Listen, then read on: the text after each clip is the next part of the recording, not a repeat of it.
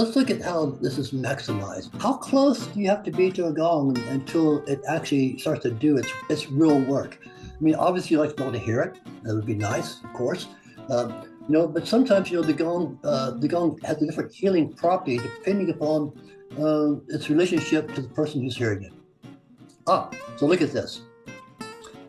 One of the fundamental things about gong therapy is that you want to position the client and the gong and yourself so that the gong is between the two of you, ideally. Now, certain times you can't do that. I've had situations where I couldn't get that way. I had to be between the person and the gong and play for them. And it's okay. It's not like a bad thing.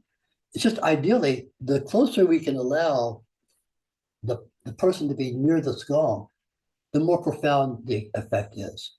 So if we can kind of get out of the way of being between the person and the gong, sitting between them, that would be good. It's not a big thing, but now you see what happens. This person's head is probably about, I don't know, maybe 18 inches or so, a foot, 40 centimeters or so before the gong.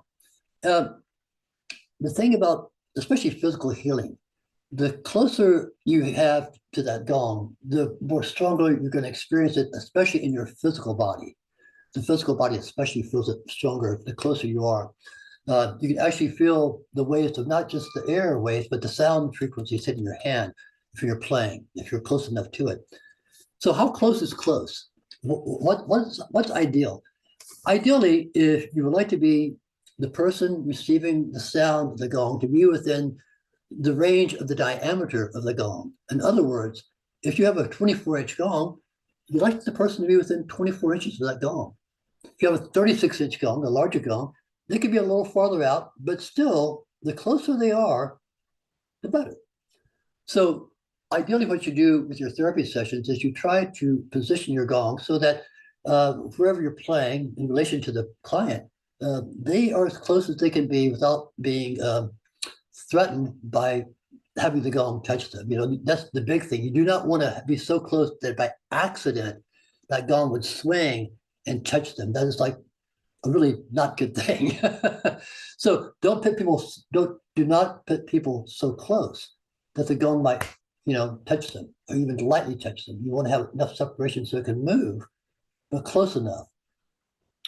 So consequently, we're always looking at having the gong in close proximity to the person, the feeling of it.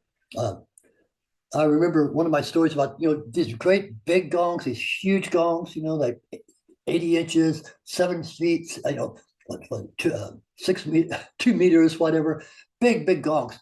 When the gongs are that big, you do feel the body feel, and sometimes when the gongs get very big, like a very big gong, you can't see the one above me here, but you get a very large gong. Sometimes you don't even hear the sound as much as you feel it because the sound starts to drop below 20 hertz. The sound of a big gong can be so low, you're not really hearing that sound like a sound, but you are feeling it in your body at that lower sound frequency. So that's why, that's how we want to have that proximity, the closeness to the gong to take full advantage of the physical part of it, And also I think the other part too, if you see how this person's positioned, the player, they're positioned so that they can actually look around or look over or through and see the client that they're working with. They're maintaining some visual contact.